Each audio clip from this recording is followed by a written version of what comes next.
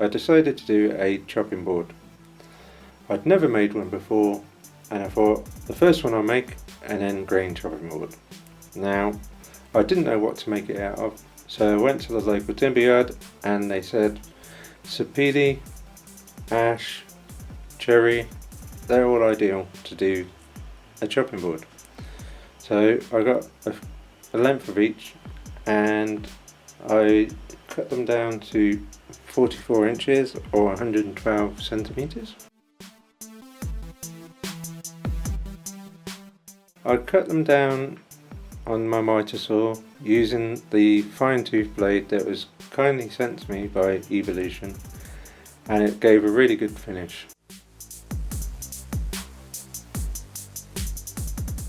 I ripped the boards down to strips of 60 millimeters, which is nearly 2.5 inches.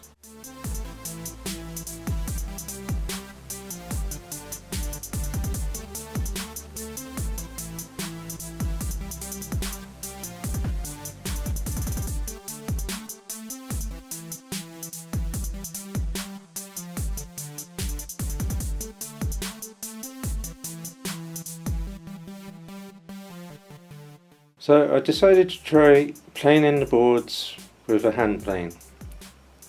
I managed to actually sharpen it quite well, and it did really work well, but I need a lot more practice, and so I decided to use my jointer and planer to plane the edges on each of the boards. It was a much better fit at the end.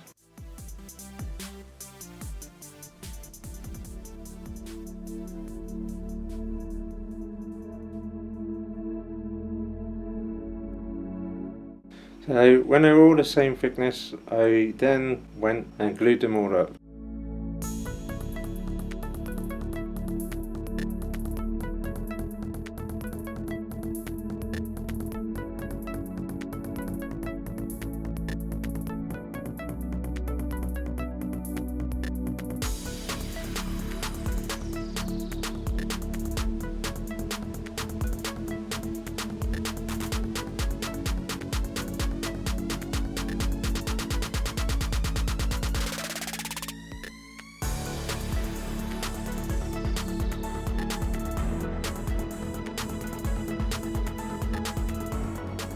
I tried hand planing the board flat and removing all the glue squeeze out,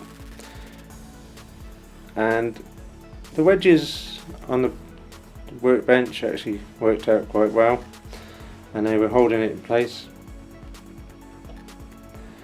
And I actually done quite a bit with the hand plane this time, and I added wax to the bottom of it and I sharpened it, and I actually got decent shavings off the hand plane, which actually was the first time I've managed to do that. Now, as you can see, with any woodworking project, there's a lot of sanding. So I squared the end of the board up with my circular saw, because I didn't actually trust my table saw to cut an accurate line. I then proceeded to cut all of the pieces out on the miter saw, as my table saw is just not very good.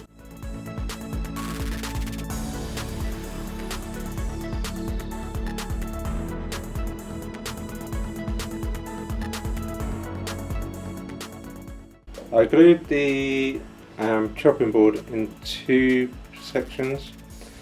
The reason for that is because I didn't want it to move when I was gluing it. But unfortunately it did move, and some of the pieces didn't actually line up. But it still looks good.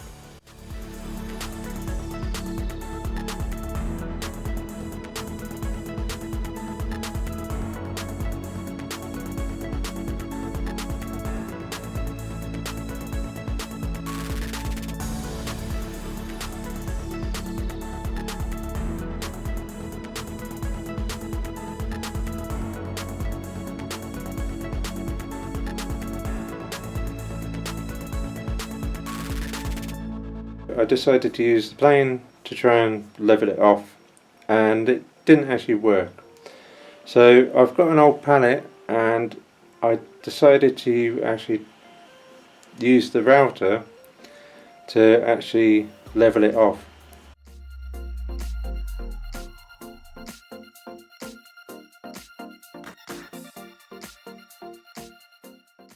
As you can see, it actually did quite a good job leveling it off. Because it was an end grain, I need to sand it a lot and get it as smooth as I can. And I worked through from 80 grit, 120, 240, all the way up to 320.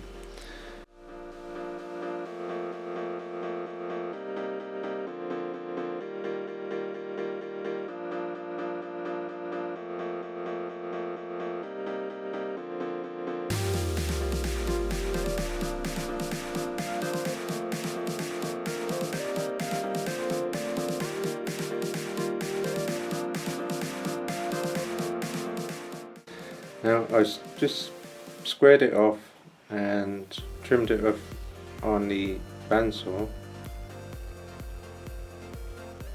to get it square. Then I put the marks on again and just put it on the sander and just squared the edges off.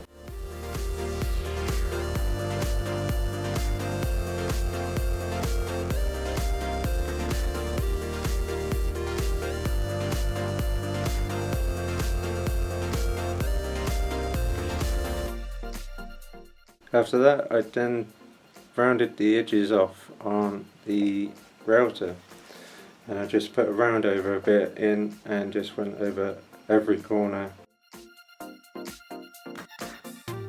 Bit more sanding. I think this project is actually sanded the most I've ever sanded. Once I'd done all the sanding, I was advised to use pure tung oil on it. So I got a bag, filled it with the tung oil, and then put the board in and left the board for 2 days in the bag, and then took it out and then let it dry. As you can see, it's actually turned out really nice. You see that? The cherry, sapele and the ash all look really nice.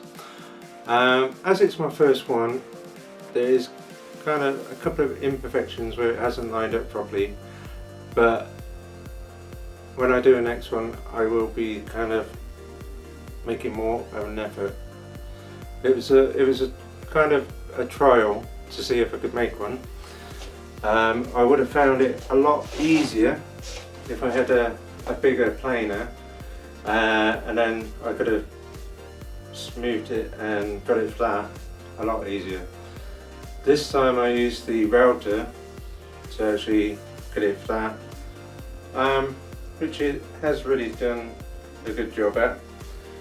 But with anything you do, you kind of learn as you go. So for the next boards, and I might give this board a coat, I've got some butcher block conditioner. Now this is a kind of food grade mineral oil and natural kind of beeswax. So I am going to be making a couple of traditional kind of chopping boards soon, and I'm going to be using that. So this one's a Howard, and I actually got it from the symposium that I went to last week. So I'll be interested to see how it actually comes out. I may actually give, other than the tung oil, I may actually give this board a coat of this as well. I'll let you know how it goes. So if you like the video, give us a thumbs up. If you want to visit my website, please do. It's wilmorsworld.com.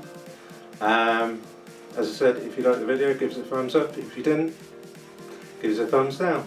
Leave a comment below, and I'll leave a link to where you could buy this. And thanks for watching. Bye.